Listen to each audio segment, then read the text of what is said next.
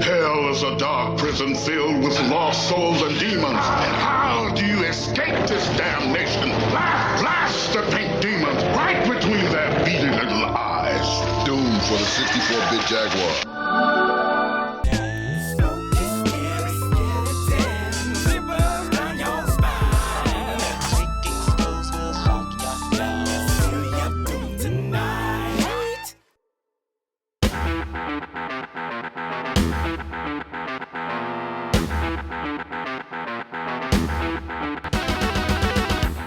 What can I possibly say about Doom that hasn't already been said?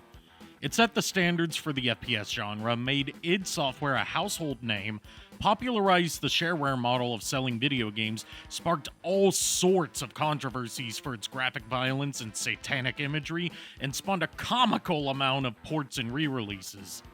Well, how about this for starters? Up until now, I've never played it past the first episode. Now you may be wondering why that is. Did I find it too hard?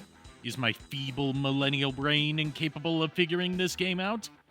I'll leave that thread dangling for later. Hey, I have to drive engagement up somehow. I won't go too in-depth about the history of Doom here, because there's an endless amount of better resources for that, but to set the stage, I'll give you the cliff notes. id Software, a small studio at the time already known for Commander Keen and Wolfenstein 3D, consisting of John Romero, John Carmack, Tom Hall, Adrian Carmack, Kevin Cloud, and later on Sandy Peterson and Dave Taylor, set out to create their next original IP utilizing a new 3D engine developed by John Carmack that allowed for far faster gameplay than what the previous Wolfenstein engine could muster. Romero pitched the idea of a game inspired by the team's recent Dungeons & Dragons campaign, pitting technology against demonic forces. Tom Hall created an intricate development bible that was immediately thrown out. Carmack quoted a line from The Color of Money, and in 1993, in December, Doom was unleashed onto the unsuspecting masses. With a game with as many different ports as Doom, there's the question of which version do I look at? I know most purists would say I absolutely have to play the original PC version using either DOSBox or one of the many source ports, but to cater to my specific needs and offer a mostly vanilla experience, I'll be looking at the Steam version by Nerve Software. It offers support for HD displays and modern control setups, but doesn't modify the control options too much like GZ Doom does. If I get enough requests for it, I might do a dedicated video looking at the various official Doom console ports, but that's outside the scope of this review. Without further ado, let's jump into Doom.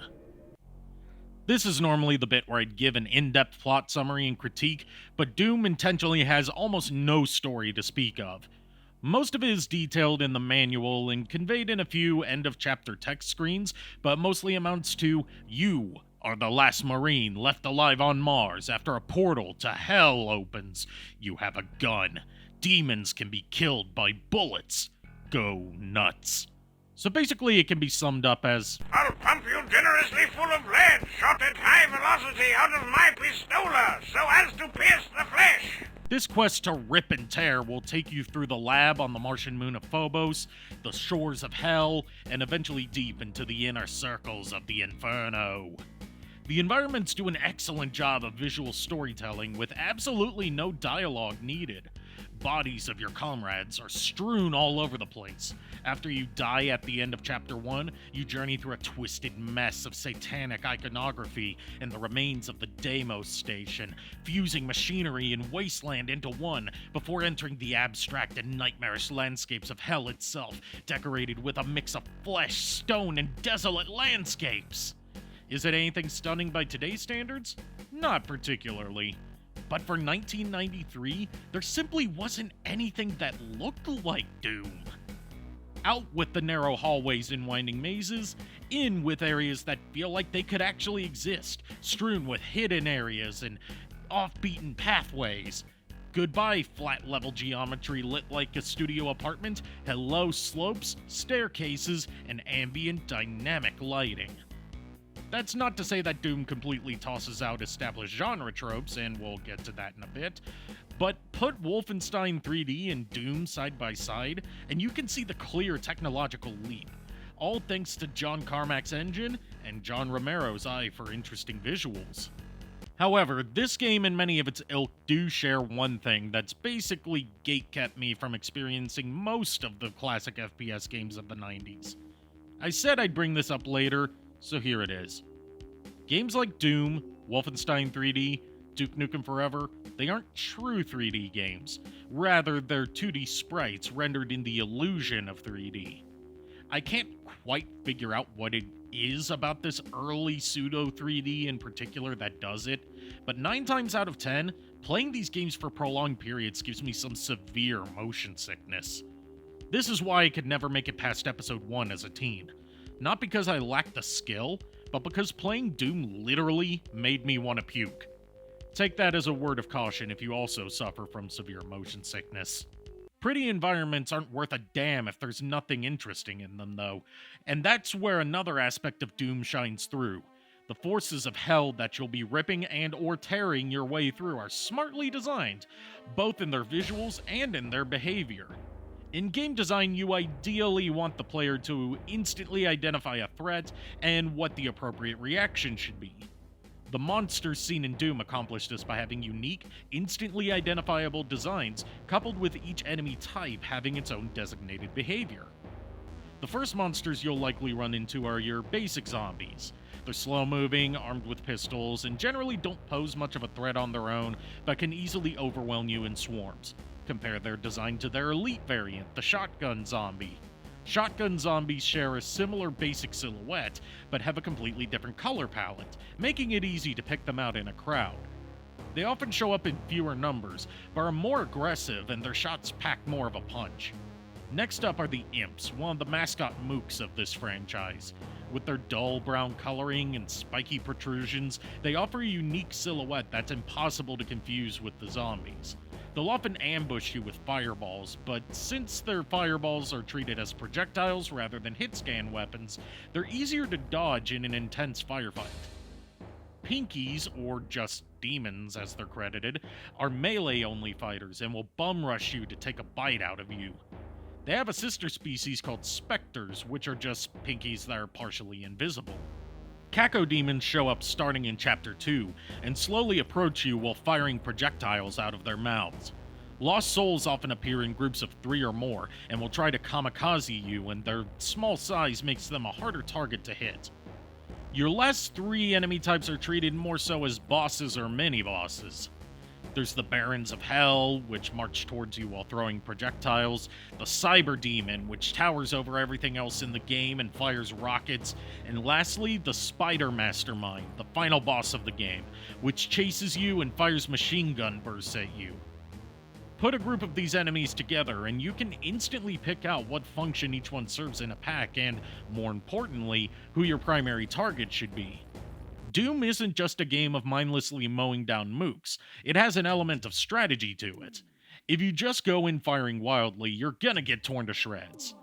It's all about staying on the move, and firing off shots at the biggest threats in the crowd and trying not to waste all of your ammo. Speaking of weapons, holy shit, does this game have a great weapon selection. You start off with just your pistol and your fists. The pistol deals pitiful damage against most enemies, but fires quickly enough to be reliable in a bind. However, you'll want to replace it ASAP, because once you're out of bullets, you just have your bare fists, which basically means you're fucked. The weapon I found myself relying on the most was the shotgun. While it has a lower firing rate than the pistol and can't hold nearly as much ammo, it packs a wallop and, due to it being a hit-scan weapon, isn't limited by range. Okay, I should probably explain what hit scans and projectiles are.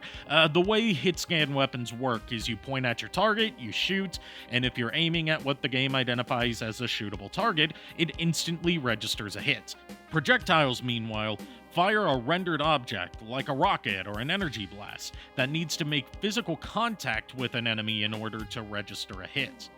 Doom doesn't have any vertical aiming, so hit-scan weapons like the pistol, shotgun, and chain gun are great for picking off targets from a distance, without having to worry too much about accurately lining up your target. Anyway, next on our list is the chain gun, which fires a rapid stream of bullets that can also stun lock certain enemies. It uses the same type of ammo as the pistol, so I often had a huge stash of bullets just to mow down those beefier demons. The chainsaw is another melee weapon like your fists, but it stun locks whatever enemy it's grinding up against. However, this also leaves you exposed for attacks, so it's best to use this on solo enemies when you're running low on ammo, as it doesn't use any type of ammo or fuel.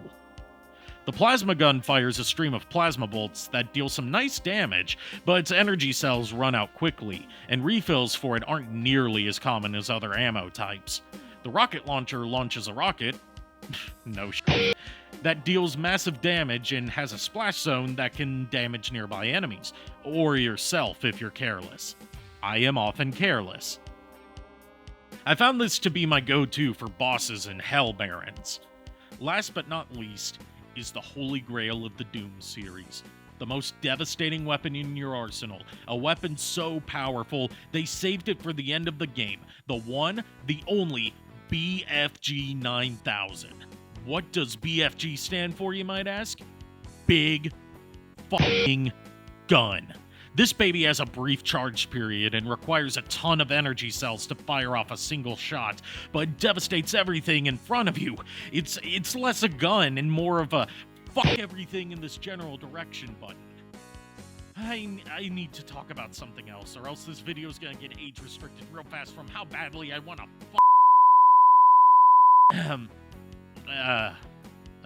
what next? Oh yeah, Doom isn't just a series of enemy encounters for you to mow down.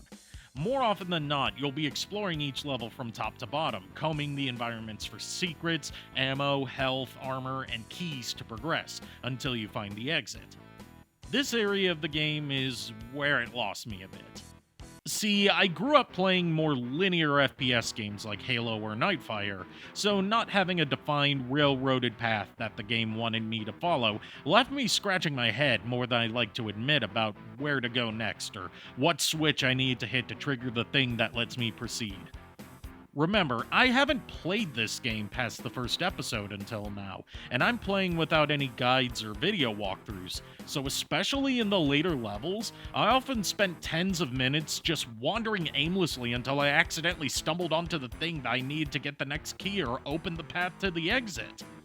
This isn't exactly helped by how dying resets your progress, and by resets your progress, I mean you're back to the start of the level with all of your guns and ammo taken away.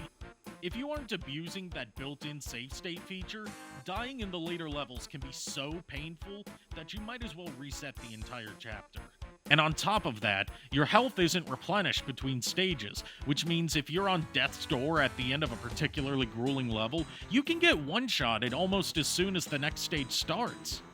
This is the exact scenario I found myself in during the final battle with the Spider Mastermind, and let me tell you, defeating the last boss of this game when you're one hit away from death is one of the most satisfying feelings you can experience.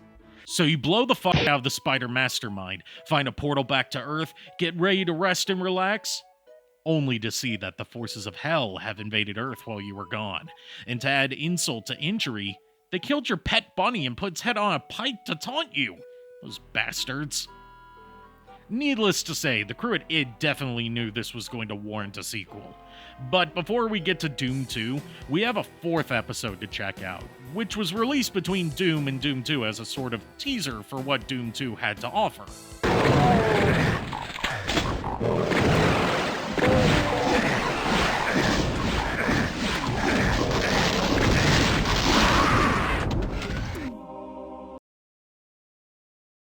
This doesn't bode well for Doom 2, does it?